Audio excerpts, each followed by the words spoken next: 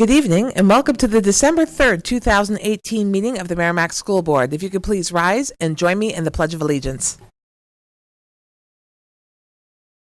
I pledge allegiance to the flag of the United States of America, to the republic for which it stands, one nation, under God, indivisible, liberty, justice for all. Thank you. And item number 2 is public participation. Anyone from the public that would like to speak, please come up to the microphone and state your name and address for the record. Foot 129 Indian Rock Road, and here in Merrimack, obviously. Why isn't the bulletin board for the high school work, the electronic one? Just odd question, but you guys would know. We actually can't do Q&A during this time. It's about public comments on items. Sorry. Okay. So just so you know, because it sounds like there's questions. So we have at the beginning of the meeting public participation where you can address the board, and you're just giving us your insights. And at the end of the meeting, which is item number 14, it is public comments on agenda items only. So if you would like to speak about things that we discussed tonight and have feedback on that, those are the 2 points in the meeting where public comments are accepted. Excellent. So if there's public comments, if not, we will close public comments. I'm seeing movement, but seeing none going. Okay, so if you could go to the microphone, speak your name and address for the record. Oh. My name's Rich Gwynn. I live here in Merrimack. We need a street address, sir. I'm sorry. 10 Wire Road. And it's Rich Gwynn? Gwynn, Gwinn. Thank you.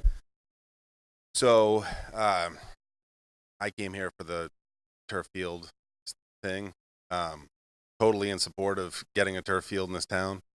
The things that I wanted to mention were I was a coach here in Merrimack, varsity coach about 10 years ago for lacrosse program. Then through now, the fields have been pretty tough. I've been a youth coach for a long time in town, and having a turf field would be great for the varsity programs first and foremost, and then all the other programs that could utilize the field. I know that there was some weird thing about how the school had given the rights to the fields to the MYA, and the MYA then sold them back to the DPW. And so when you go to the athletic director, they don't have really the authority to open or close the fields. They have to wait for the DPW. And then the maintenance of the fields is also not part of the athletic department in the high school. It's part of the DPW. So mowing the fields, last year I went down to Reed's Ferry with a commercial mower. I'm a contractor, although I'm not a landscaper. I have this mower, and was mowing the fields because DPW was backed up doing potholes and things like that after the winter, which is, I don't care. I want to help programs out. But there's a whole field thing. You're looking like, what is this? It's true. If you look at how the fields are laid out in this town, the athletic director has no authority to open or close the fields or anything like that. It's not the way it should be. And it's very disappointing. One of the reasons why I resigned as coach 10 years ago, because I wasn't going to put up with that kind of stuff. And you look at the lacrosse program, we're, not in the right division. We're going down to Division II, but we're a non-competitive program based on a lot of factors, but fields and being able to promote your program that way is a huge part of it. My son is 11. He's probably going to BG because of the inadequate field situation in this town, or Dairyfield.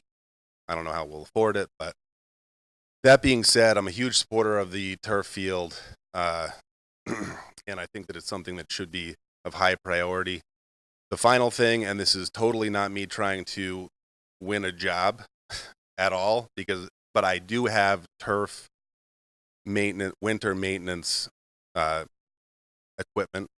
I did Riviera College turf field, plowed it 2 winters ago, and so if this is something that's done, put my name down. I would not do it for free, but I would do it for a major discount, or at least cover my costs to keep the field free of snow and ice, because unless you do a geothermal system and heat the turf field and melt the snow, which is probably not on the agenda because that's super expensive, you still need to maintain the turf field during the winter, because in March it's a frozen mess, and then you still have to wait for everything to melt.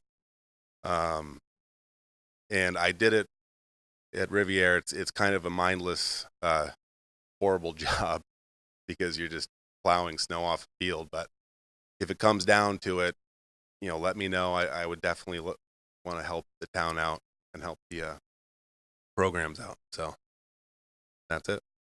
Thank you. Would anyone else like to speak under public participation? Seeing none, we will close public participation. We will go into item number 3, which is the request to withdraw $110,000 from the Emergency Repair Capital Reserve Fund for the replacement of a switchgear at Merrimack High School. So I invite to the table Director Tom Tussaud, and I will turn the mic over to Matt Chevanel, our Assistant Superintendent for Business. Thank you. Let me just give you a brief introduction here before Tom answers any questions and makes any statements that he cares to. We have created a number of years ago an Emergency Capital Reserve Repair Fund. The last time we tapped into it was for the bat remediation effort over at James Mastrocola Upper Elementary School. This year, we find ourselves in a situation where we have a switchgear or switchboard, whatever you want to say, in the high school that takes the power from the transformer and distributes it to most of the high school, not including the main wing. That unit is original to the school. It's 41 years old. We had an issue just recently where the switchgear panel tripped out, and there's a big lever there to reset it, and we could not get it to reset. So we talked with Custom Electric, who is here in town. They came to our assistance and fixed the problem, but we've been advised by them, by another electrical contractor and an electrical engineer, that this unit is problematic. It could have further issues, and if it fails totally, let's say next week it fails totally, the lead time on this machine is probably around 3 months out, so you would have no power in the high school. So we want to start the ball, having just known this and having had the issue with this switchgear failing and not being able to be reset. We'd like to at least start the ball rolling earlier and request that we withdraw up to $110,000 from the Emergency Capital Repair Fund to replace the switchgear and then fix the problem. So that's where we're at right now. Okay. I'd like to add to that, as Matt talked about it, it's 41 years old. It is with a manufacturer that no longer exists, and we no longer can get any parts to repair it. After we've talked to a number of people coming in, taking a look at it, it seems to be a priority for us. Also, it would be a priority in later times. We'll be seeing you because we have 3 others, just same manufacturer, that would need to be replaced also. So this is the first one. This is by far the largest unit. This is roughly 4,000 amps, so that's extremely large. All the other ones are smaller than that. And Matt did a great job, besides that, of letting you know what it actually does. I always use the term switchgear than switchboard, because when I think of switchboard, I think of a little board on a wall. As Matt alluded to, it's roughly 11 feet long, 4 feet wide, 6.5 feet high, so it's quite a big unit. Wondered if you had any questions for me. In the packet, I had put a picture partially of the unit. So if there is a camera that would care to take a shot of this, I can also post this up on the webpage for everybody to see. But it is a large unit, and the right-hand side, that's the lever that did not want to re-engage. Like I said, it's like a giant circuit breaker for 4,000, would you say, milliamps? 1,000 amps. 4,000 amps, yeah. So the one under 4,000 the amps. two red lights on the right side. Yeah, correct. Gotcha. Yeah, the two red lights, well, that means that it's good right now. Well, we'll But- take the win but for now. When we took the picture. But it entailed the person from Custom putting on a flash suit just in case to reset this. So it's something that we can't wait on. We want to get the ball rolling as quickly as possible. However, we have queued up the particular. We've interviewed a couple of vendors, gotten a couple of prices. We'd like to do this over April vacation. So it could, your decision, we're not looking for you to waive the 2-week rule or anything like that. But if you could let us know, and I'll let you ask questions of Tom or me. Let us know by the next meeting. That would be December 17th. That would be adequate for us to get the ball rolling. Are there any initial questions for Tom? I have one. I know that you've gotten initial projections. So, do you know what can you share with us the range of the prices that you've gotten for an equivalent? And are there any efficiencies with obviously newer technology that we'll be able to realize with newer equipment? Let me handle the price part. We've been hovering it around maybe 108, 100 to 109, 108. Okay. That's the rough estimates right now. We want to go with a unit. Brand name is D Squared. They're the best as far as electronic equipment. Is it D Squared?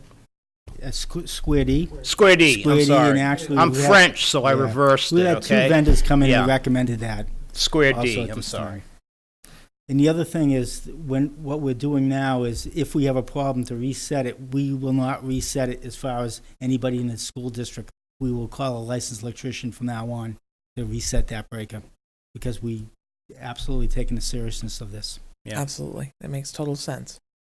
Are there any other questions? Brandy? When you get the quotes, are you able to have an idea as to what maintenance fees would be year over year on it, or no? There wouldn't be any recurring costs over this. This would be you put it in, correct? There is some advantages Some. to have a recurring cost, but we haven't explored that as of yet. No. Meaning that they would come in once a year and do a testing of making sure all the stuff is tight and making sure that the switches and breakers are working correctly. We haven't been that far. Okay. And are there any cost savings that'll be had from having something like that being more modern? I don't believe so. Okay. Yeah, there's no efficiencies because it's cycling power through the building, more efficient, one would think, with a 40-year-old piece of gear that conducts electricity. A brand new one should be more efficient, but it's not that type of device. It Okay. just takes the three-phase power and puts it into the building. Okay. Yeah. Those are my questions. No one else? Seeing none, we will have it for our next meeting. Thank you. Thanks, Thank you. Tom. So what we'll do is we'll put it on consent unless there are further questions. If there are further questions, we'll take it off consent and redirect questioning. And if there are any concerns, let the superintendent copy me, know that you have questions that you want answered. We'll vet them at the next meeting, but we'll make sure that we have the resources available to do so. Excellent. So we're on to item number 4, which is the board's response to the capital improvement plan for 2019 to 2025. And last meeting, we reviewed the capital improvement plan as it was presented. to us, and it was reviewed once by the Planning and Building Committee. And this is the time where we normally do our workshop. So basically, as we want to make any changes and adjustments to it, that we would do it now. So with that, are there any proposed changes to the capital improvement plan?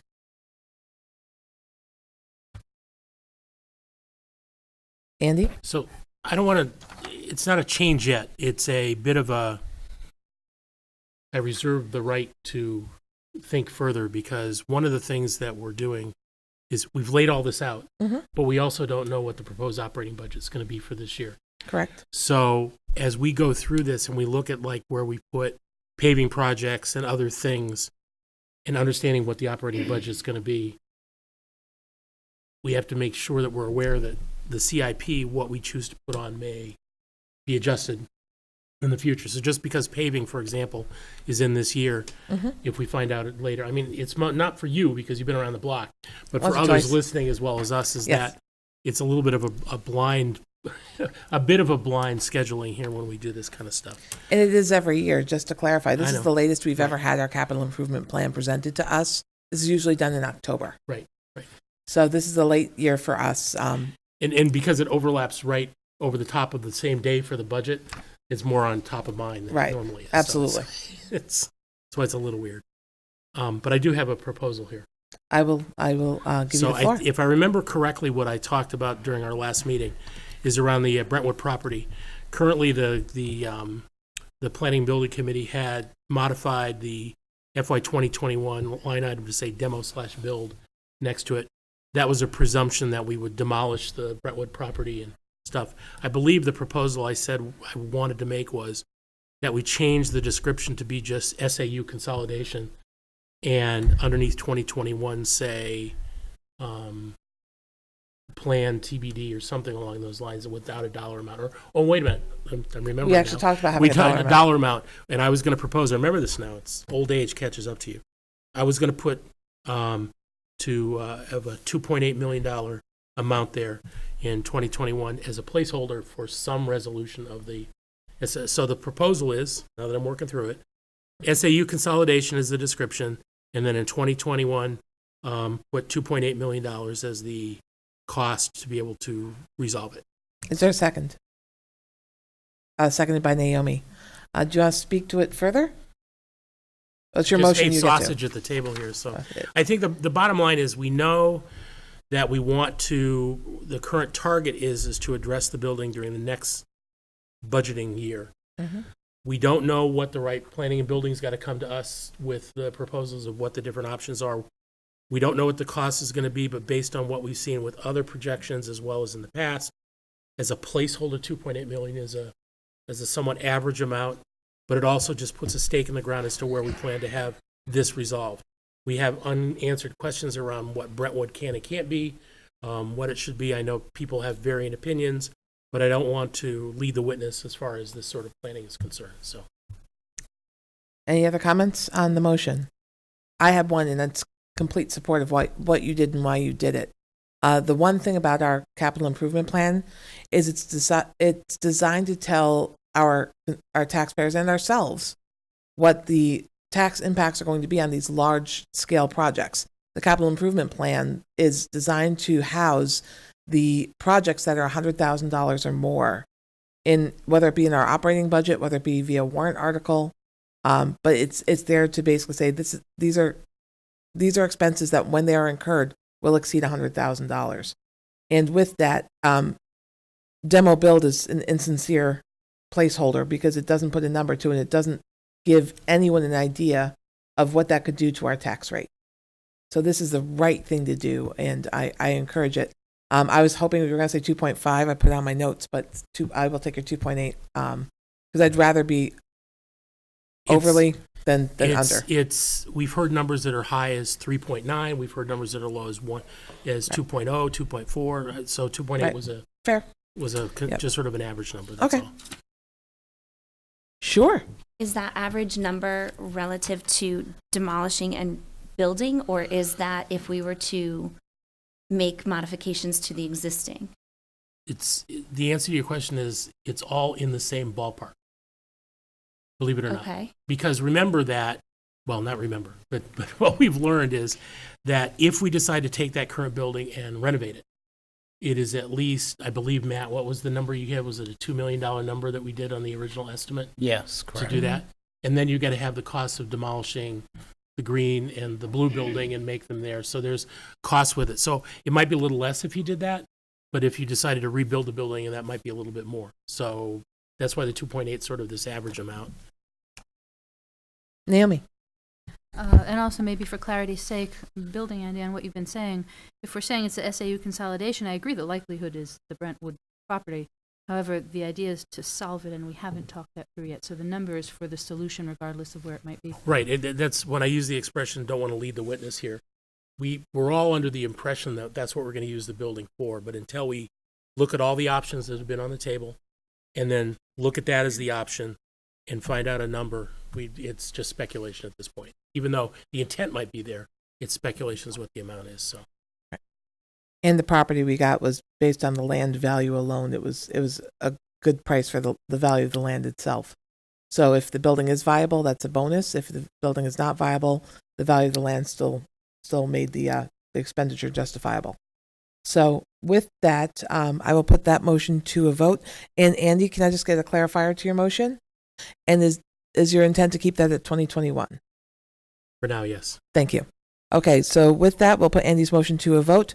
All those in favor of changing demo build to be a number of 2.8 million and changing the descriptor to SAU consolidation signify by saying aye. Aye. Opposed, none. The motion carries 400. Are there any other items for consideration for modification? Brandy. The field upgrade, the $1 million pushed into 19 to 20. Mm-hmm. I wanted to fully understand the possibility of drainage. So my understanding is that $1 million is for a turf field. Just to have a complete picture outside of moving toward a turf field, while I think that that's a fantastic idea, I would like to understand enhancing our existing fields with the drainage, proper drainage and lighting. And is that also a viable option or a cheaper option instead of looking at the $1 million for a turf field? That wouldn't allow more utilization of those fields. The fields at Mastrocola, everything underneath that topsoil is all sand, so the drainage is pretty good. It's wet because, especially this past springtime, it took a long time for those fields to dry out. Increased lighting wouldn't increase the utilization. So if you're talking about having a field that you can get more time on, more teams on, everything like that, I don't see any drainage issues or lighting issues that would solve that. Okay. Okay? Andy? So there's a whole, if you look at fields as a whole, there's a lot of things that we could address, but we have to work with the town on a lot of them because many of the fields are town-owned, town-maintained, as was described earlier. There's not sole ownership of the whole picture by the school district on all those different fields. So I think the intent of this field upgrade is the turf field. As Matt mentioned, in our discussions earlier, the drainage really isn't an issue for that field because it's so high and it drains pretty well as it is. But the idea is, in this estimate of $1 million is based approximately on past estimates that we've done of what it would cost to protect the track, go in and do all the prep work and put the turf field inside the circle of the track. That's the scope and scale of this. The idea of looking beyond that to the other fields and drainage and lighting and stuff is something that back when Mike Thompson was here, we talked about fields around town and what we could do. That's another topic, but that's not covered by this one. So it's strictly limited there. Okay. Gotcha. Andy? Are you through? Mhm. Oh, Okay. okay. one of the things, so I know a lot of people are here about the turf field, and I think that to a person at this table, we all want to try to get the turf field in place at the high school for all the reasons that everybody has stated. But I'd also like to understand the placement of this on this year's planning. There's also a concern as to where the responsibility for funding lies. I tried to broach this discussion last time, that I'm concerned if we put $1 million warrant article out strictly by taxation to do this field, what the chances are of it making it through, given all the other things that we're going to be doing here. And want to really understand the process that we would go through as a school board and a planning and building committee and everything else, that if we leave it here, how we see this coming to fruition when it comes to the ballot. So, I mean, it's one thing to put it on the CIP, it's another thing to say, how do we make it happen? And I don't know if, sort of wanted to open it for discussion here to say, what's our process going to be? Because I'm just concerned if we put it as a warrant article, for example, for $1 million for the field without a plan around it. And I want to try to understand the process that we're thinking about, before I sort of say, okay, I'm comfortable with it being here. And I think what is to be considered is that the warrant has to be presented in February. So we're at December 3rd right now. And it's about the third week in February, Matt, if I'm getting it right, that we have to have the warrant, any petition warrant articles? Yeah, or usually it's around our- the 18th, something Is like the that. 18th, is that Yeah. petitioned or just ours? Well, it's not ours. Ours can always go past, but petition warrant articles are usually due the third week of Of February? February. So that can be prepared for the deliberative session in the ballot. Yeah. So the window right now is December 3rd to February 18th. And I'm going to go back to what you said earlier, Andy, which is spot on. The capital improvement plan is a guide. It's not a contract. If we have to make difficult decisions, those would still happen during the budget process.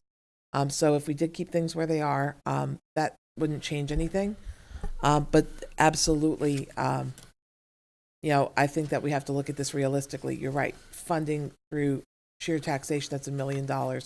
That's a lot. And it would not be something that you could bond, because a bond is, say, a 10-year period, and a turf field lasts about between 10 and 15 years. So it's something that you'd have to bond every 10 years and always make interest payments on. I think the long-term strategy, and of course, once it's in, then you can strategize long-term, just like we are for roofing. Once we get our roofing repaired, is to do long-term strategies for capital reserve funds, things that will become savings accounts that are earmarked for specific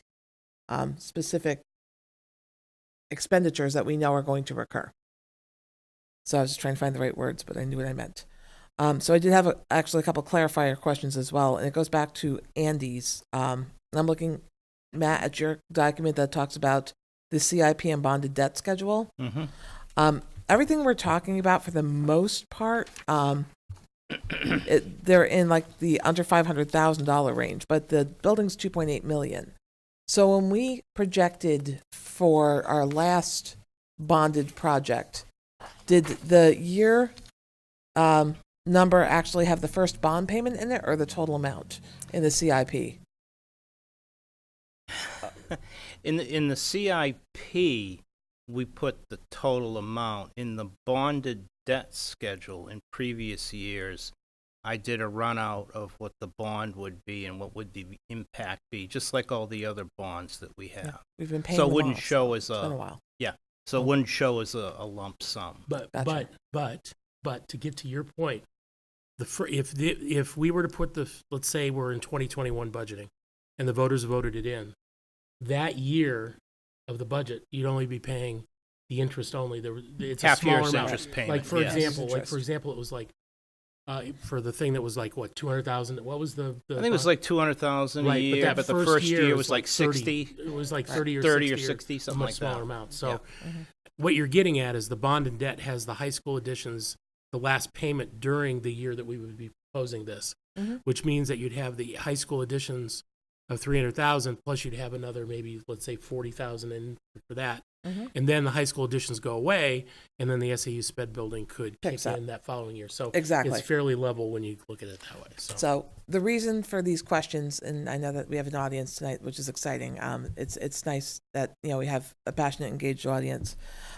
Is to say, the CIP and the bonded debt are what can create tax spikes, tax rate spikes. So when you have large projects, oftentimes if it's something such as a boiler, this electrical panel type situation we have to put in, it's not something that we can defer without impacting actual operations. So those are things we have to put in the operating budget. It's not up really for discussion. We're kind of forced to it. And then there are those things that we could still deliver a quality education and not have. And those are the ones we have to vet a little differently. Are we running our SAU and student services offices with the old facilities? Yes, we are. Are we still delivering the services that need to be delivered? Yes, we are. Is it done in an ideal situation? No, it's not. So, and I think this turf field kind of falls into that category as well. So with that, as we're vetting this capital improvement plan, those are the way we have to look at the different things in the budget. So with that, I wanted to make sure that what we're looking at for what we consider a tax spike, and when it comes to the total bonded debt and capital improvements for 2019, 2020, the total bonded debt and capital improvements would be $4,378,903. $1 million of it being the turf field.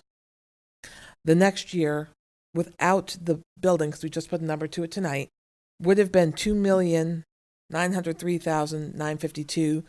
The year after, $2,633,064. The next year, $2,086,828, down to $1,859,090, and then $1,346,463. So what we're getting is a decline eventually in the tax rate, but we're going to create a spike before that decline can come. So it's going to be a spike and a drop, like a midpoint and a drop, based on those items if they come to the table as presented. So that's where we have to walk a very careful line about what we do that would impact the taxpayer. So that's something I really feel we need to publicly vet well. Naomi, did you have your hand up? And also, if I'm not mistaken, we've also been getting great information on energy and infrastructure needs from Honeywell lately, which will have its own cost discussions that we're going to need to have. Correct. At some point. So with that, yes, we're going through, not to mention the operational increases that we know we're going to be getting this year based on just the guaranteed maximum tax health insurance rate that Matt talked about a couple meetings ago. So we're in a predicament as far as putting something like a turf field in place this year. I do think you're right. We need to find offsetting costs. Are we going to find it between now and February 18th? That would be ideal as a board. I'm not sure that we have an idea of how we can do that in a very short term, or who is looking to make such contributions. But I definitely think that that's something that we cannot ask for another $1 million right now and be able to do it as a board, knowing that we're also going to be putting forth an operating budget that's going to, we know, have significant hits because of things like health insurance and the retirement fund. Our responsibilities went up 2%. So Andy? So I know. So what this means, and the way that I'm reading this, is that while we as a board may choose to leave the $1 million field in the capital improvement if we don't make any changes, there's work that needs to be done to make sure that it's something palatable to the voters come April. Now, tomorrow night, the Planning and Building Committee is getting together, and I know this is on their topic to look at options too. So I think what's going to happen, and I don't know if they're going to come at the next meeting or not, but I think there has to be a joint effort, or actually a joint effort, between Planning and Building, the school board, as well as booster clubs and MOAs and all the different ones, on what we can do meaningful in the next 3 months. Because the money that we're talking, I mean, I'm going to be frank here, $1 million, we're going to have to come up with half some other way. It's $500,000. So that means that it's not only donations, but it may be sponsorships. It may be things that are really meaningful to make a difference, because the way you're going to sell this to the voters is that the town is behind it, not only with the votes, but also in other ways to get the funding. So it'll be a very interesting several months as we go through to see the right way to put this together. I'm going to encourage, I go to planning building tomorrow night, I'm going to encourage them to come to the table next meeting on the 17th and talk about their approach and come up, maybe we can gel something together before Christmas. We can spend all of January and part of February in putting this together. So I think that's what I'm going to encourage tomorrow night at the planning building meeting. Brandy? The idea of a turf field is one that I think outside of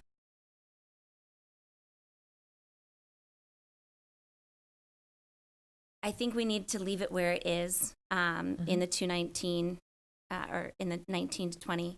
I'm in support of that because I think that there is enough backing in town. When I wear my coach's hat, I definitively want this. Sooner the better. And I'm not going to hide that. I definitely think that there is a strong need for it. I have 3 kids in the system. I see how the field situation impacts them, even from my youngest, who's only in first grade.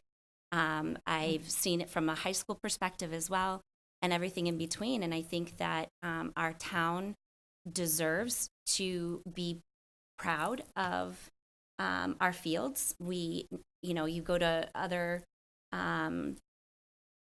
towns and you see what they're playing on, and we're not even able to support the teams that we have in the way that we would like to. Do I agree that financially, $1 million is pretty steep? I do. I would like to leave it the way it is and then see if we can get enough support within the 3 months. I believe we will. And I believe if we can, then mission accomplished. And I think we deserve at least the opportunity to see what our town can come together and help us out with this. I agree it's not a school board issue only. There's a lot of layers to this, and I think the more buy-in that we get from other areas within our town as well as taxpayers, the better off we are in all of this. But if we move it out of 2019, 2020, then we're just kicking the can, and I'm not kick the can farther down the road. I'd like really to give our town an opportunity to try. And if by February, it doesn't look like we can, then, we can always reassess. Yep. And I would, to that point, I'm fine with keeping it there, but what I would have to say is, would we all be in agreement that this would be a warrant article? Yes. This is something that will be voted on. So when it comes to the support of that really is the community needing to come together on every level to get this approved. And the easiest way to approve it, you're right, is to know that there's offsetting funds coming. It's not that we would, once April hits, we'll ask for some. It's that before April hits, we have some lined up. Yep. And that will help the case. But the thing is, it's going to take, I'm going to use the term, it's going to take a village. And honestly, it's funny because I watched that show, Single Parents, and they cringed on that show when they said that. But it's going to take a lot of interested parties to campaign this to a successful end. And it can't just be us. I mean, and honestly, when this budget cycle goes through, this is encouraging. I mean, when I say I'm excited, I really am, to have a room full of people because they're passionate about this issue. Because when it comes to putting together a budget, we spend usually a lot of time alone in a room.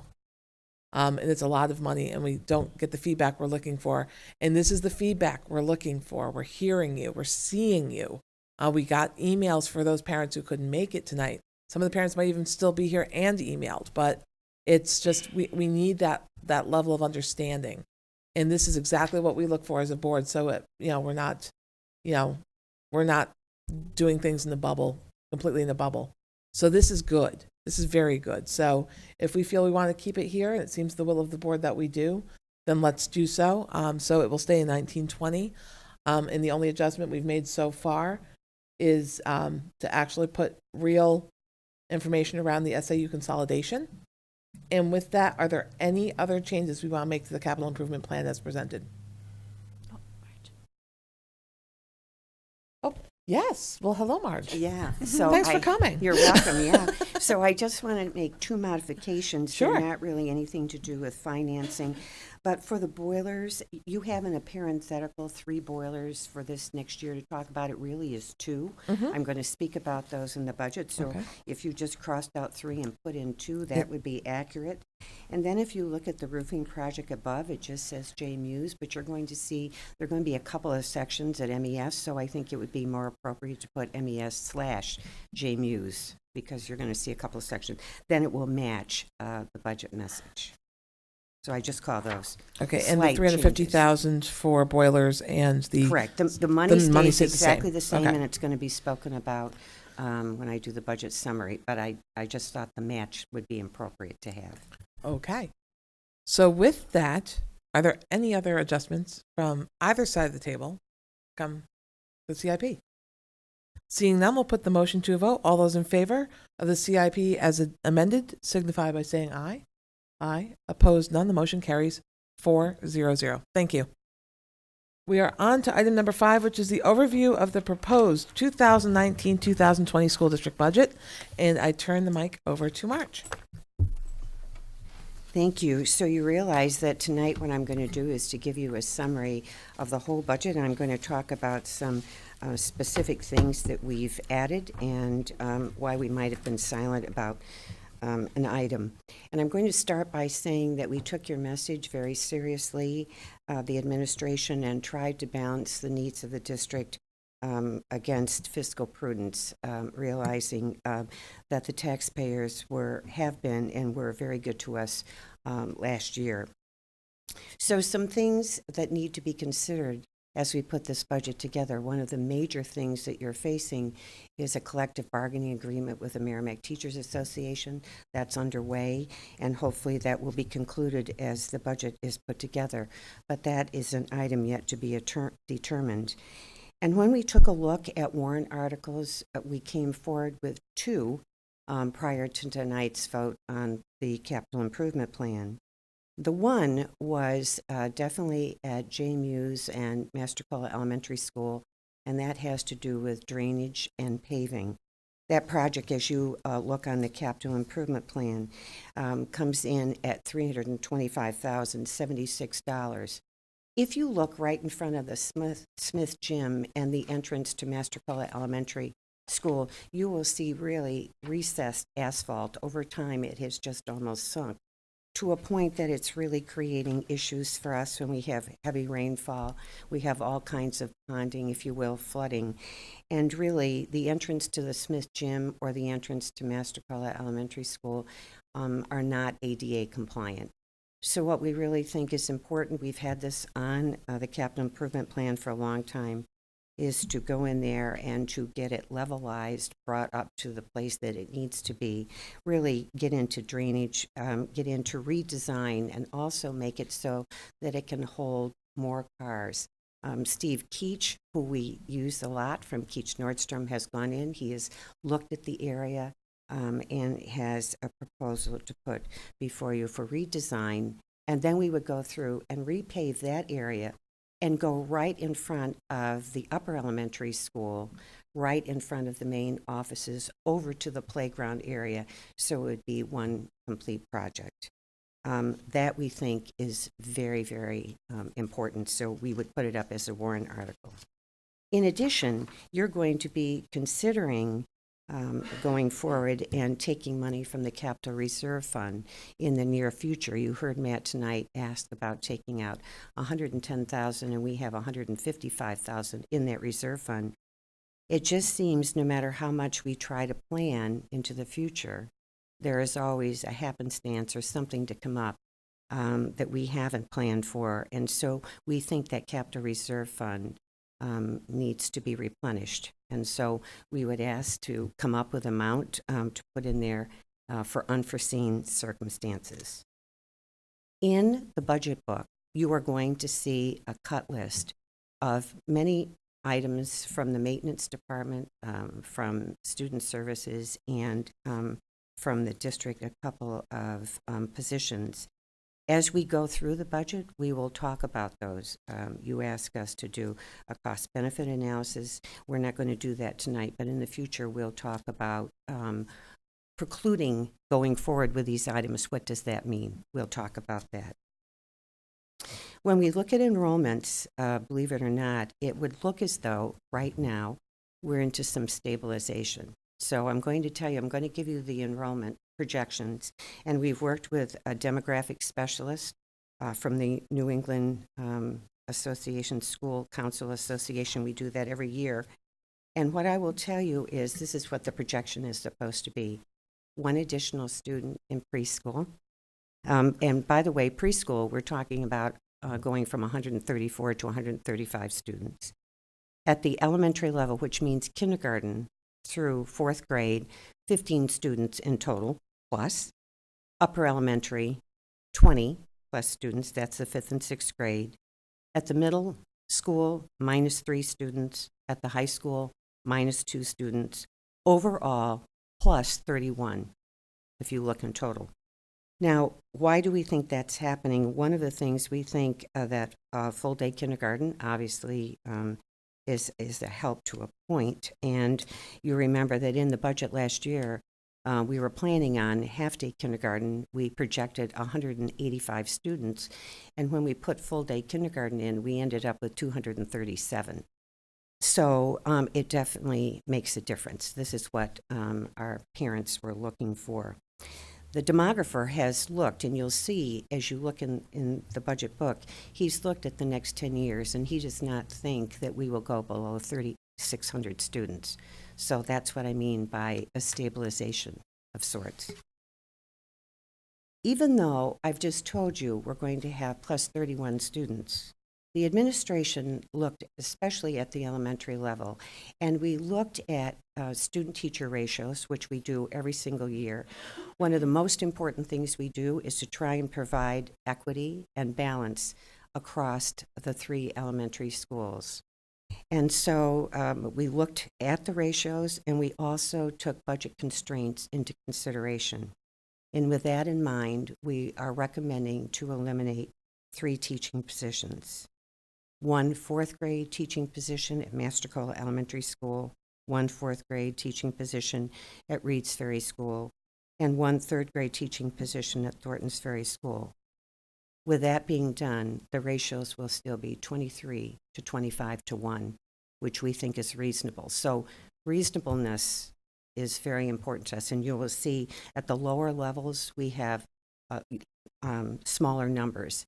We'll take out the projection chart. You asked to go over staffing, and we'll go over staffing later. But we gave a lot of consideration to this, and remember, all principals participate when we go through this. At the upper elementary school, even though we've taken on plus 20 students, we don't think there is a need to make any adjustment at all, so everything is going to stay the same. When I get into wages and salaries and contracts, you already have an agreement with the Merrimack Educational Support Staff Association and with the administration. So those wages and salaries have been put into the budget process because it's going to be the second year of a 3-year agreement for both entities. Shannon also already alluded to employee benefits, and here is where we have some of our major cost increases. In health coverage, the guaranteed maximum rate for 2019-2020 is an increase of 13.7%. That percentage increase represents over $1.5 million. So that's a huge increase. And if you say, why is that so? It's because this year we have a number of catastrophic illnesses. And so that is the cause for the rise. Dental coverage, for the first time in a few years, has also increased for us. That's going up by 2.3%, which represents $110,000 more than was budgeted for dental care this year. And lastly, in the employee benefits section, the employer contribution rate for professional staff to the New Hampshire retirement system is 17.8% of salary, which is a 2.5% increase. That increase is approximately $95,000. So you can see if you just look under employee benefits, which in this case are like a fixed cost, that really is what has caused our budget to rise. I'm going to highlight only 4 items under classroom instructional focus. And as we go through budget hearings, you'll hear much more. But I wanted to raise these items up either because we've created a new line item or something. And so the first one, we have actually brought back at the elementary schools the assembly account. That account went by the by a few years ago, and we brought it back because we want our full-day kindergarten students to have a special curriculum-based experience. And so as compared to going on a field trip, we feel that an assembly would be in order, so we have brought this account back. Likewise, we've created a guidance text account. As you know, our district mental health curriculum committee is working right now. All the educators in our district are looking at social emotional classroom kits to teach skills to our children in grades K through 5. And so you will see that reflected in the budget. That determination will be made by the spring of 2019. You will see that all 6 schools have put in their budget furniture replacement accounts. You remember that we've been at this for a period of time, moving ever slowly, and then in some years we've had a deferment, so we've had to push back. But you will see furniture replacement reflected in all 6 school budgets. And in the middle school, we are coming forward with a redesign of programming in family and consumer science and in technology education. Because when the school opened, we purchased some modules for both of those programs. Believe it or not, that was back in 2004. And what we have found is the modules are no longer being manufactured. They've been discontinued. And therefore, this last year, our educators in both of those fields have been at redesign, and you're going to see some additional equipment ordered so that we can continue to do project-based learning. But it is going to be units of study that our educators have created. When we look in the field of technology, you saw in your capital improvement plan, we have approximately $332,000 designated for technology purposes. I'm just going to highlight a major one. 1/5 of that account, approximately $60,000, needs to be put toward the replacement of our storage area network. That is a significant device for us. That device is 9 years old. Believe it or not, it was purchased back in the day of ERA funds. And so our director, Nancy Rose, would say that is the most significant item to replace. She'll talk more about it when you meet with her in her hearing. I also want you to know, back to your budget message, you asked for some specific information this time. And so when it comes to technology needs, where we are currently as compared to where we want to go into the future, the vision, at the end of her budget, an addendum has been created of 3 pages where she takes everything that was listed in the budget message and addresses it. So when we sit together, you can go further, but I ask you to go and look at the end of her budget. You'll see that addendum. When we get into student services, Director Fabrizio's budget has gone up 1.95% overall. That is due to 3 things. 1, the transportation contract for student services, the wage increase for special education support staff, and then related services. You realize that students' individual education plans all contain related services that are necessary. Director Fabrizio has gone out and has contracted with a number of related services, and he'll talk about that's an increased cost. When we look at our transportation account, I want you to know there are 2 items that I want to highlight. One is overall transportation for the school district. That's gone up by 3.5%. It's part of a long-range contract. And we created a new line item based on parents and your interest in transporting our athletes to athletic practices, games, and matches held off-site. In the high school budget, we have allotted $63,939 to that end. so that can happen. When I address maintenance, I'm going to highlight 6 items.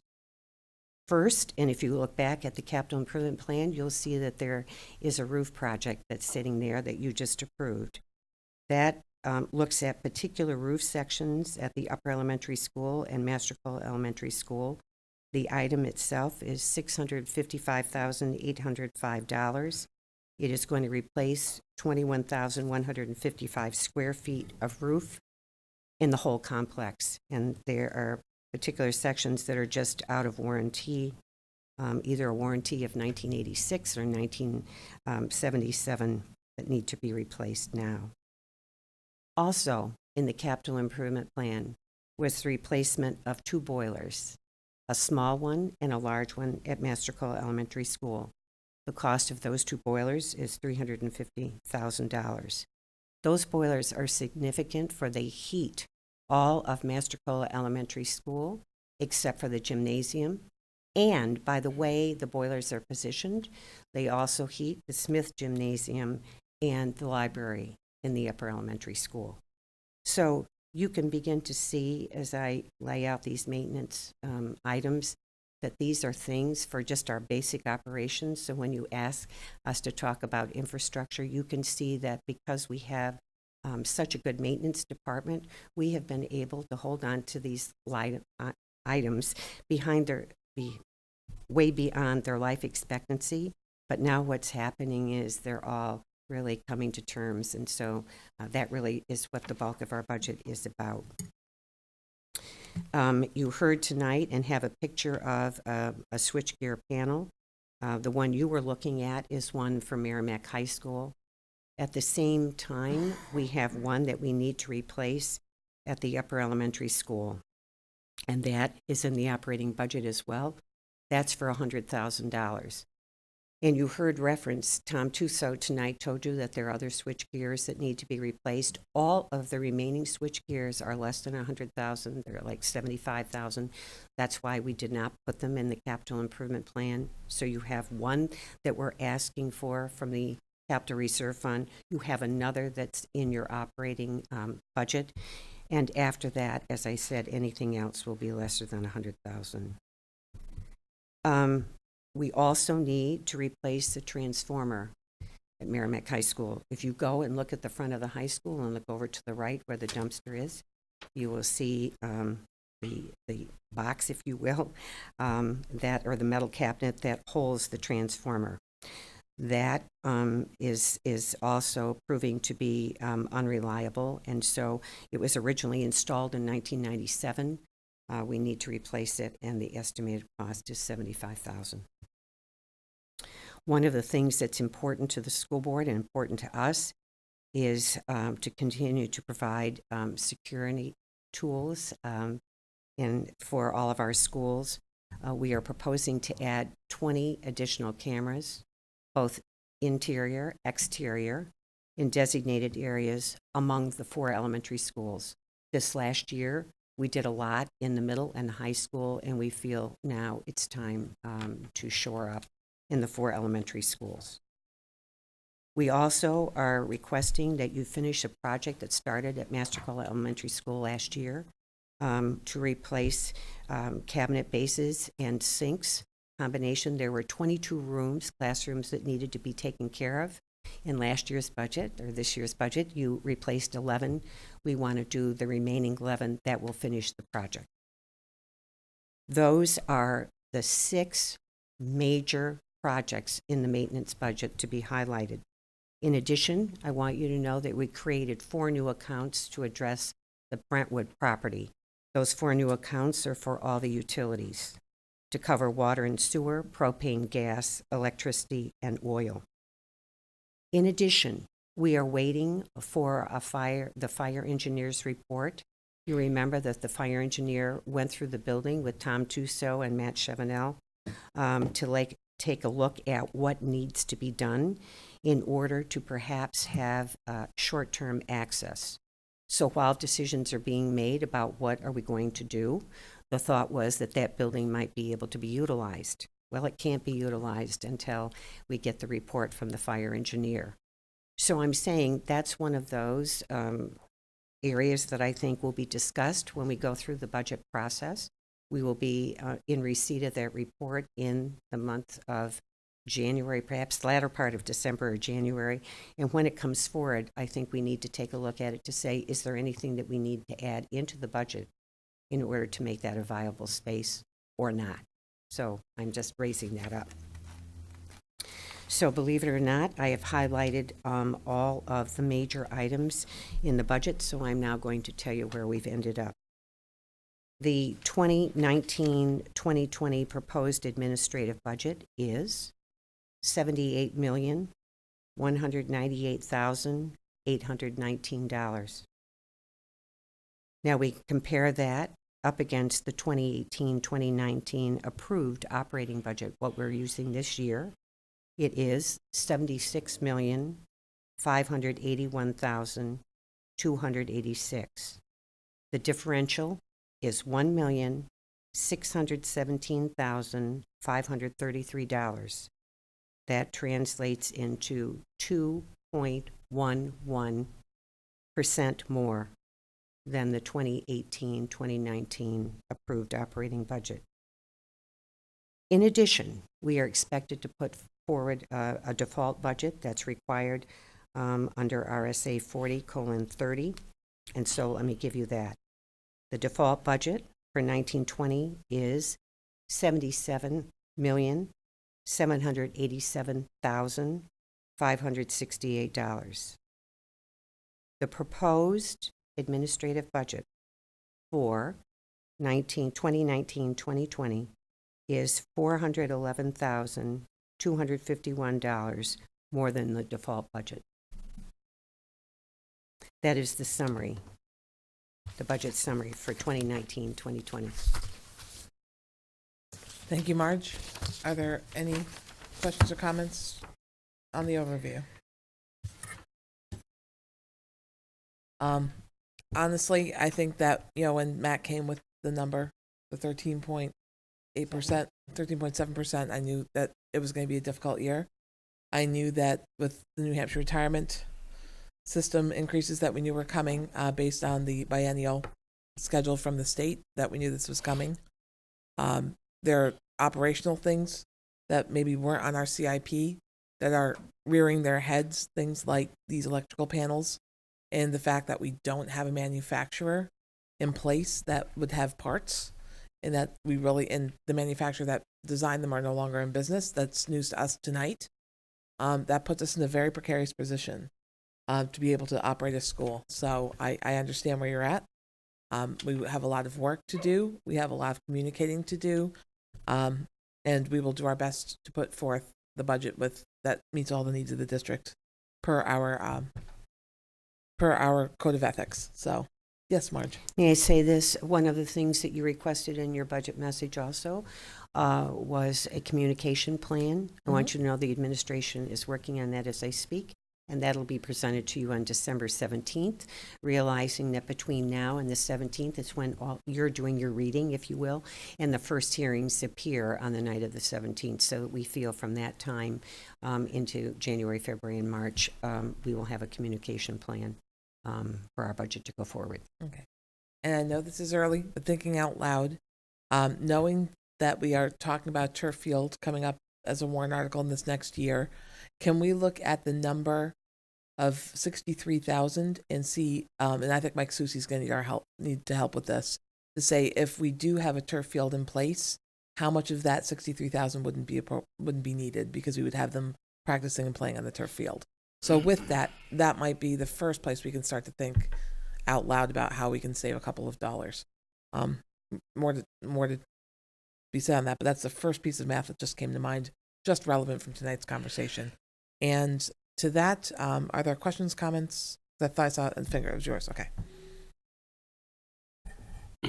So obviously this is a lot to digest. And I have thoughts, but I'm not going to stress any of them. But you did say that the first presentations will be on the 17th. Do you know which ones will Yes, be? that night will be, I had that under new business, but it will be food service and maintenance So I would ask you to go there and also to look at the cut list for the maintenance items that are listed, because there are a number, including a Honeywell engineering study and so on. And we can give you reasons for why we made the decisions we did. Okay, are there any other questions of the budget overview? But wait, there's more. Andy, you still have the floor. I had a question about the transformer, but I will wait till when we have the presentation.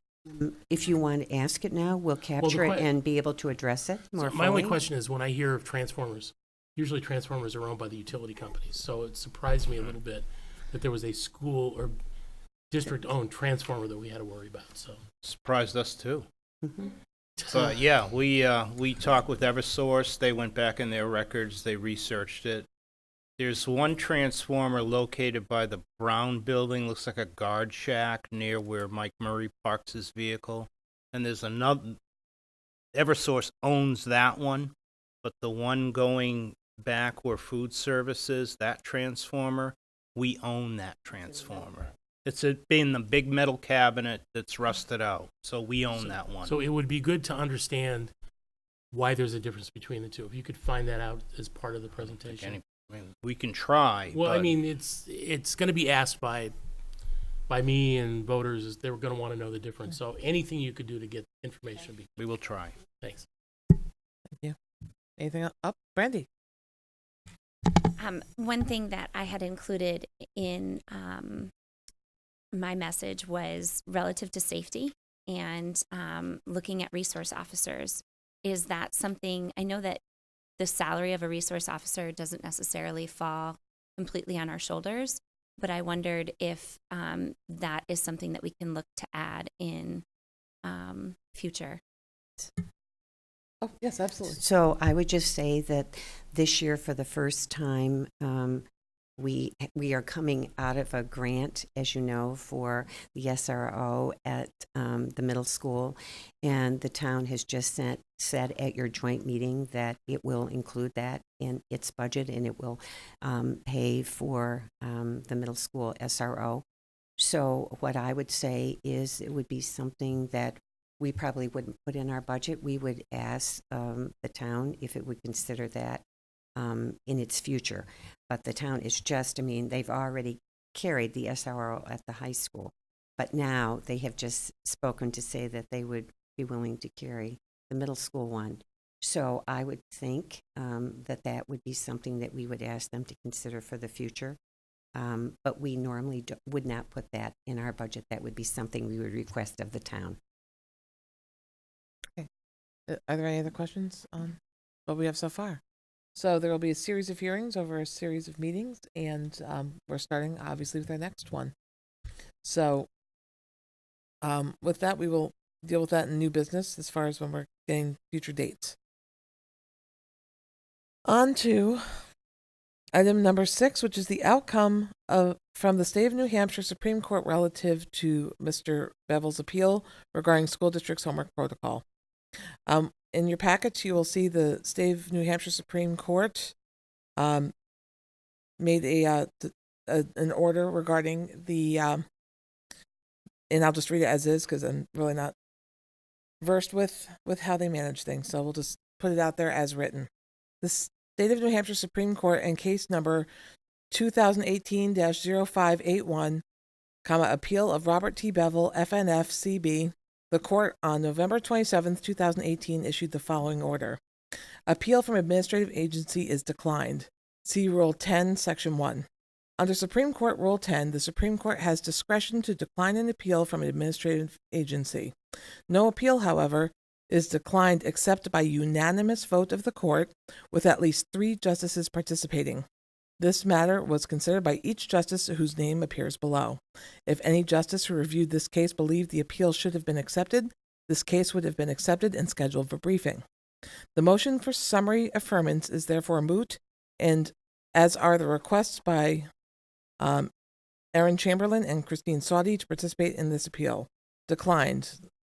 Lynn C.J. and Hicks Bassett. So Hicks Bassett, Hans Marconi, and Donovan J.J. concurred. So that is where we are at. So the case is now closed. I know it was a long process for our administration and our attorneys. And they spent a lot of time with us on this. And I think, we're back to the focus of the business at hand, which is back to education. So with that, if there are any questions or comments, at this point, it's behind us. So we are on to item number 7, which is the revised school board policy, the third review of tobacco products ban and use possession, and I turn it in and on school facilities and grounds. Sorry, it's the lining of the layout. So Marge, I'll give that back to you. Thank you. So I'm going to take you back to November 19th when you last convened and you felt that the policy was ready to be put on consent. And then the high school administration came forward and it called out 2 additional items that it wanted to put before you for your consideration. So that's why it came to a third review. If I could just have you turn with the policy to page 2 and look under section D that refers to all other persons and go to the second paragraph. I want to call out what they're asking to have changed and then read it as it would be. So what they're asking is in the parenthetical insert that talks in terms of who would have initial responsibility to enforce this section. What is sitting there right now is the athletic director, because you realize we have a number of sports engagements, and so the athletic director is often kind of the one in charge. But what the high school raised up is it would be good to have included in that parenthetical the director of maintenance and the assistant superintendent of business, because we have a number of contractors throughout the year and in the summer especially who might for some reason be engaged in smoking or whatever. And if these parties were named, they would be able to address the vendors. So specifically, we have a number of persons from Honeywell dealing with our HVAC equipment, and also we are always having a roofing project every summer. So they wanted to include those 2 positions, thinking that would be very important to address outside players. And then you will see that there is a verb that they wanted to be changed. So it would say, by requesting that any person who is violating this policy is immediately cease the use of tobacco products, e-cigarette, or liquid nicotine, instead of close the use of. They felt cease was a much stronger term and was a more appropriate term for this particular act. So they put these 2 modifications before you and hope that you would accept them as proposed. Are there any questions on the edits? Seeing none, because we really have vetted it and it did not tangibly change the context. If we could put this to a vote, I will entertain a motion to accept the school board policy ADC as amended. Made or maybe hold the yes.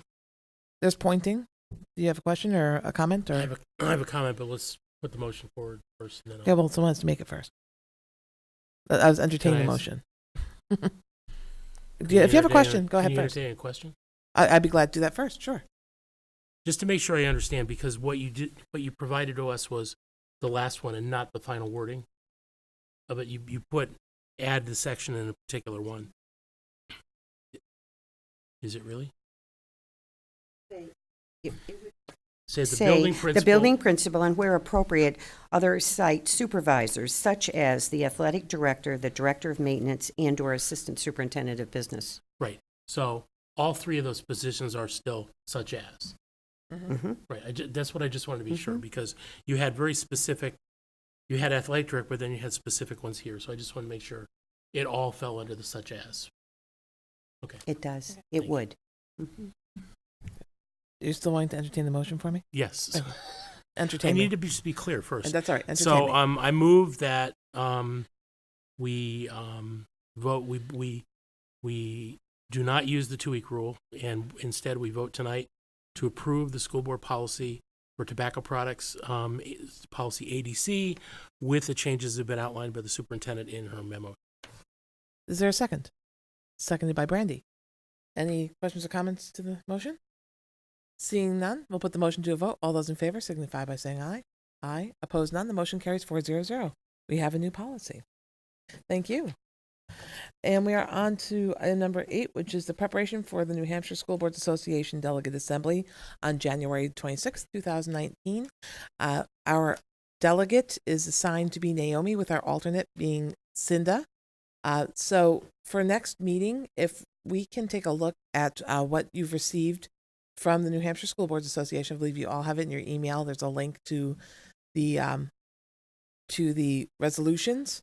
If there are any resolutions where this board feels that they want to not take the recommendation of the board of directors, or including alternate language, we need to vet that, so that way we give our delegates the willful intent of her board to be able to represent us in Concord. To that end, I'm just going to, for the sake of transparency, I will be recusing myself from that conversation, because I will be running that meeting as the president of the New Hampshire School Boards Association. So that I do not direct the conversation, I will recuse myself and have Andy take that part of the next meeting. So, but if there's anything, we can vet it at our next meeting, if that's okay with everyone. Excellent.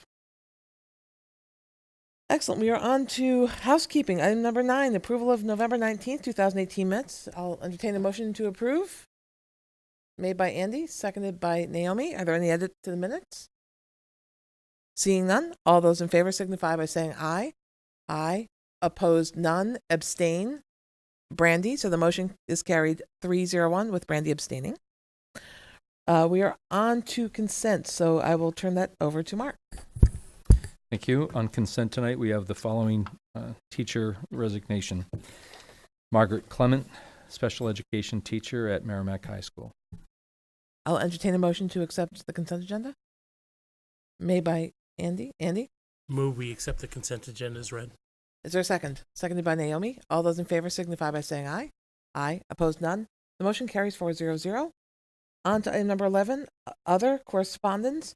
We did, as a board, get 4 pieces of correspondence today regarding the interest in having the turf field as part of this year's budget. Other than that, was there any correspondence to come before the board? Andy? I had correspondence from a parent at the middle school with issues that was directed to Mark McLaughlin. Thank you. Is there any other correspondence? Seeing none, any comments from the board? Seeing none, any new business to come before the board? Marge? I did not put budget hearing dates before you, because I thought it was important for me to find out from you what nights are better than others and so on. And my intention would be to come before you on December 17th with a schedule for January. So if you could you can email and tell me my preferred nights are, or whatever, and then I'll play to that. Excellent. And so what we'll try to do is do some of the hearings during board meetings, our first being the December 17th meeting. And so if there are any questions regarding the items which are food service and maintenance, if you can direct them to the superintendent no later than a week from today, that will give the department heads time, the superintendent time to compile the questions, take out the duplicates, obviously, and then get them over to the department heads to prepare answers that are well researched. That will make the hearings go more smoothly. Again, that does not preclude us from having further questions when the hearing occurs, but the more preparation we do, the better information we can get to make our final budget decisions. So if we can have that ready for the 10th, and that will give Marge enough time to prepare for our hearing on the 17th. Is there any other new business to come before the board? Seeing none, are there any committee reports? Naomi and Chris. So Naomi and then Chris. The Budget Committee had its first meeting. We gathered some information, heard about bits and pieces of it, and began to schedule our forward date. Thank you very much. Chris. As you know, the holiday parade was canceled on Sunday, but The band, as it stands right now, should be playing at the tree lighting, or at least part of the band should. Okay. And this Friday was sophomore semi, which I didn't go, but I heard went off without a hitch. So good. Excellent. Well, you're a senior, so there you go. Well, they opened it to the entire school. Oh, I didn't know that. Okay. Thank you. No other committee report? Andy? Just to add on to you, so the tree lighting's this coming Sunday, right? 4:00. I just want to Yeah. make sure people know that. I believe so. The band might be there a little early just to get warmed up. Excellent. So on to item number 14, which is public comments on agenda items. If anyone from the public would like to speak on what we discussed tonight, please come to the microphone, state your name and address for the record.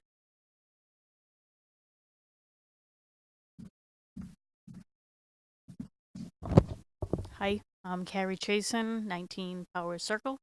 I sent an email earlier to the group of you, but I also just wanted to state for a public record that I am here to assist in any way to get quotes or donations from local businesses and help in any way that I can. That means a lot. Thank you.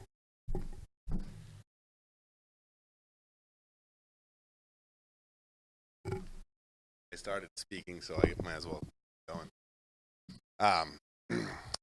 Let's see, making money for the turf field. I think somebody should, definitely not me, but someone should look at the revenue that could be made from, tournaments, renting out the field to either the MYA for their field time. There's a lot of money that can be made on these turf fields. There's elite programs that want to have turf time.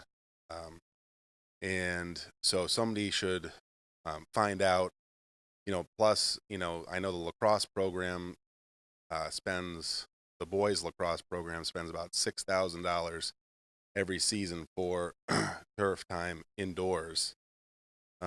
So how many programs would contribute fundraising dollars towards turf time for their own turf field? And so I think that there could be quite a bit of additional resources that we're not looking at to offset that $1 million budget. So that's making money. Spending money, I'm listening to, and I do not want to have anybody take any insult to what I say, how I say this, and I'll just say it that way. I'm a contractor, so when I hear like budgets for healthcare, dental, I have no idea how that goes down. But I think that I know that there's money to be saved in the construction part of what you're talking about. I've done commercial work for the city of Nashua for their school system, and I remember, this was about 5 years ago, I remember saying to my wife, if I could work for the school system every time, I would retire in 5 years, because I just made so much money doing it. And I just talked to my roofer via text. I'm not sure what that budgetary number was, $655,000 for how many square of roofing? 21,000. Around $24,000. It's a Genflex system. It's multiple ply, flat roof. I know, and that's why I'm saying that is a huge cost per square. Huge. Yeah, and it's $35 a square foot. It's 35-year warranty. Put a It's, 10-year roof up for less than that. anyways, I know that I could help save money on the construction end. There's not to say that I want to spend all my time trying to figure out cost analysis of construction budgets for the school board. That's not what I really want to do. But I just know when Peter Duke asked me to look at the library, my dad, who's a mechanical and structural engineer, we walked that roof, and then some company came in and it still leaked. And I remember hearing from Peter how much they spent, and it was double the cost what we would have done it for, double the cost. Another example, when I did a $250,000 project for this, the city of Nashua for the school system, and I got my purchase order for $267,000. I called up my point of contact And I said, how come my purchase order is $14,000 additional? Was there a way that I did my percentages wrong or something? He said, no. He said, you mentioned light bulbs in the project, so there was resources in there. Throw in some light bulbs. The 100 light bulbs, they were expensive. It cost me about $1,400 for those light bulbs, and I had my $10 an hour labor unscrew 100 light bulbs and then screw them in, and I put about $12,000 in my pocket. So on the construction end, some of those numbers that you just said to me, I know that there's huge savings that we could do, and that's probably year in and year out. I know that commercial construction, there's a lot of insurance coverages and pay schedules that a guy like me, I'm like, I don't want to deal with it. And so a lot of guys aren't interested in that kind of work, but there are huge savings that can be made in that. I know that for a fact. So that's just my 2 cents on how to maybe help offset the $1 million cost for the turf field. And I would be more than happy to help out in any way that I can in helping price anything out for the school board and go from there. I mean, the transformer panel, I've got a great electrician. I know that the electrician who did the work is also a very good electrician, and I can't say anything bad about him at all. He probably is doing right by the town, but we can always take a second look. I mean, if it's coming down to dollars and cents and kicking the can and pushing this down the road, there's going to be guys $655,000 for that roof. I will do it for that. I will match that price, and I will put a ton of money in my pocket for that. I guarantee it. I know I can beat that price on that roof. So I would be interested in helping out with that. Is there anyone else who'd like to speak under public comments and agenda items? Hi.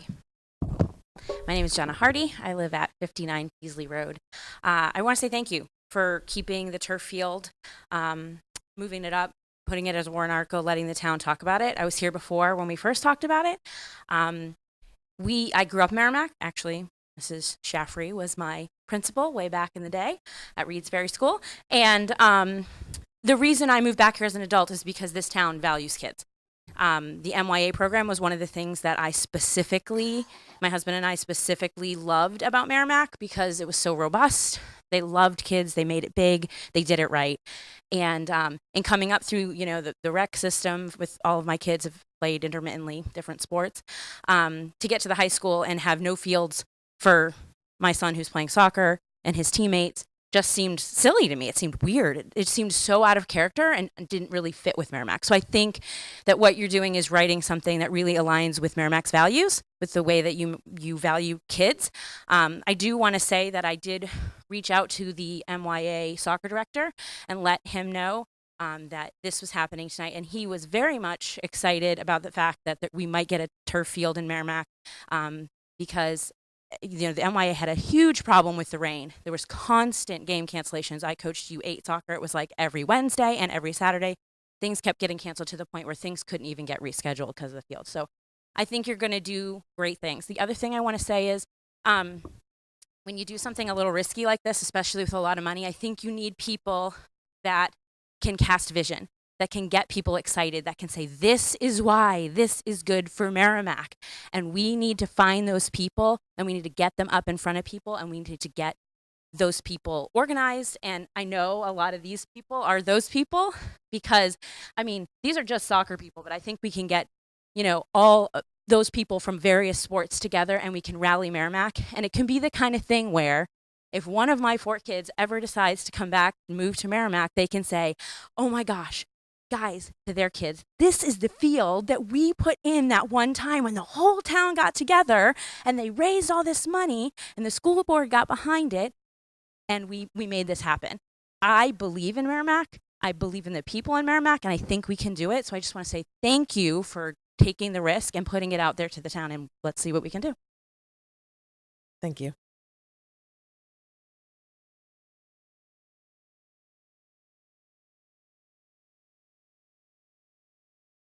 I live at Independence Drive. And yeah, I don't really know where to go with this because I feel the same way as all these people. But I also have we have old townies that don't have kids in the schools, like my parents. I grew up here. Are you an old townie?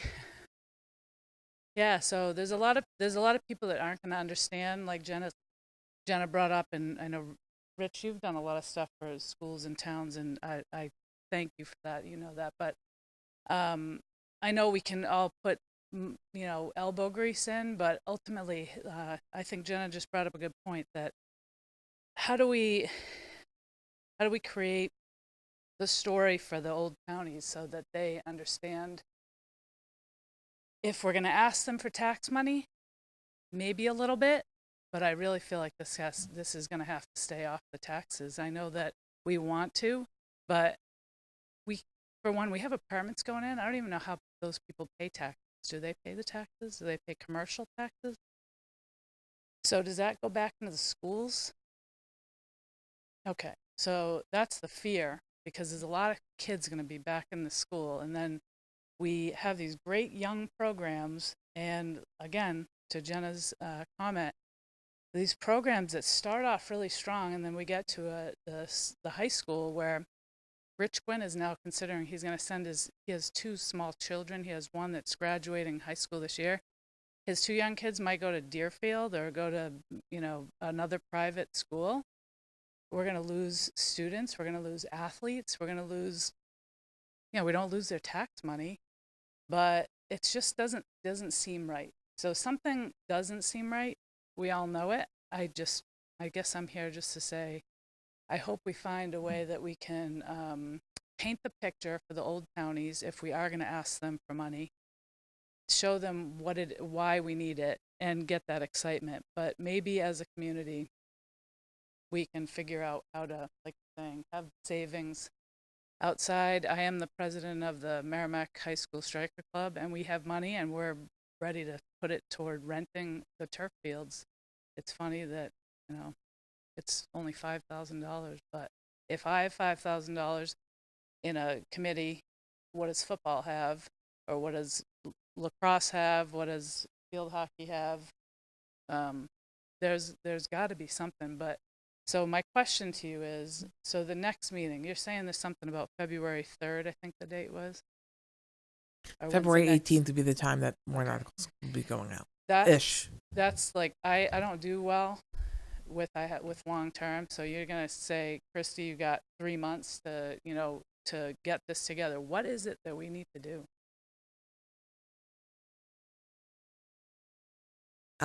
Really, I'm walking a fine line because we are here to take testimony. We're not here to engage.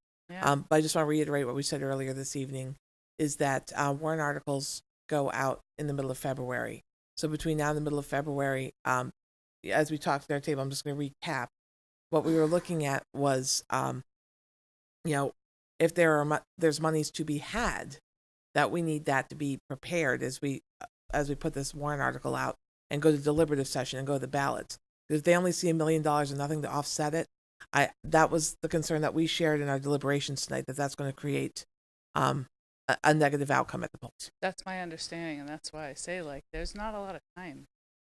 Yep. Marge? Can I just say, I think where you're asking what can be done in advisory committee to the board is the Planning and Building Committee. The Planning and Building Committee is going to meet tomorrow night, is that correct?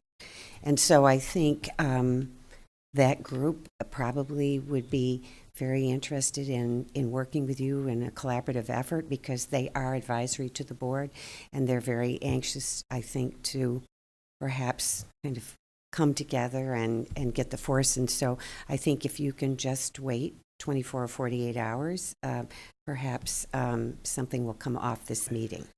And just to follow up, I mentioned earlier that on the 17th, I'm going to encourage the Planning and Building Committee to come to this board on that next meeting to talk about the ideas. So that's, I think, where we may be able to come up with the idea of what sort of a joint booster club / resident / other entities to start jellifying that together. So Yeah, Yes. just think start that's putting it on the table. 'Cause I don't know if we realize how much is available.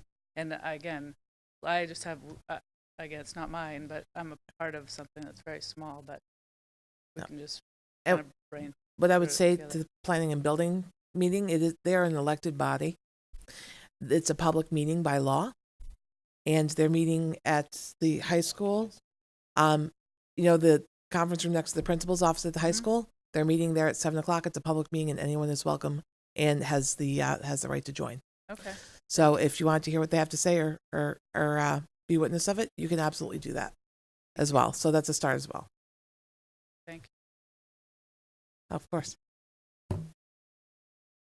So if we're still accepting public comments on agenda items, yep. And if other people want to come, you can actually line up and kind of queue up too. Kit Cargile. I live at 9 Kingston Court. I've been a resident for 4 years now. Enjoy living in Merrimack. It's been a great change from Massachusetts. My kids got involved. They've enjoyed soccer, even from Burlington, from where we lived prior. MYA is where we are today. And my current sophomore is on the on Wong's team this year. And thank you, Wong, Coach Wong. One of the things that we've noticed just in my older son is that there is a part of discouragement from him playing at the high school or not actually being able to play at the high school. I think they had one game there this year. And it just, I see just disappointment, and I don't want him to go into soccer is really the only thing that he loves from a sport perspective. And I don't want him to be discouraged from that. And I don't want him to lose that. I really feel that's a foundation item for him. And being able to put a turf field in to someone's comment of what would that give us? And that gives us more time on the field. Right now, you can only put so much hours in because of maintenance, right? You have to maintain a lot more, so you don't get much out of it. So the other thing is on MYA, this year I coached U18, U19. I traveled to Derry, Londonderry, Hampstead, and their fields are in a lot better shape for the most part than our fields are, just in town, as well as what I see at the high school today. So I'd like to see some improvements there. The other thing I would like to see, being a coach, talking to the kids in MYA, both in U15 as well as U18 now.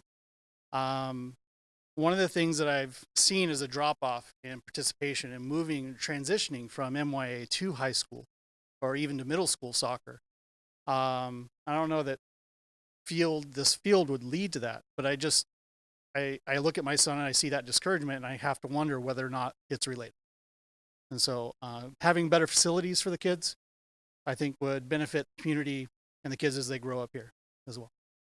I really didn't have a question. That was just what I want to share. Yep. Thank you.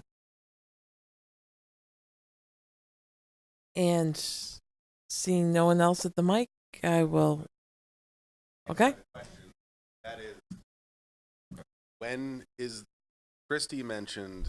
So we need to get together to push this along, and if we don't, come February, whenever, what's the date? It's gonna drop like hard, and it's gonna be next year, whatever. So when's the date that you said that we need to get together? So tomorrow night is a meeting of the Planning and Building Committee where they'll be talking about this to come up with their idea of what a plan is to get it together. Okay. So that's the first meeting, which is tomorrow at Yep. 7 o'clock. And then at the next meeting here on the 17th, we're going to ask Planning and Building to come to the table and sort of share what they think. So contacting the Planning and Building Committee, going to their meeting, coming here on the meeting the 17th. That's what I think the beginning of 17th of December. Correct, 2 weeks from tonight. Okay. All right. Thank you.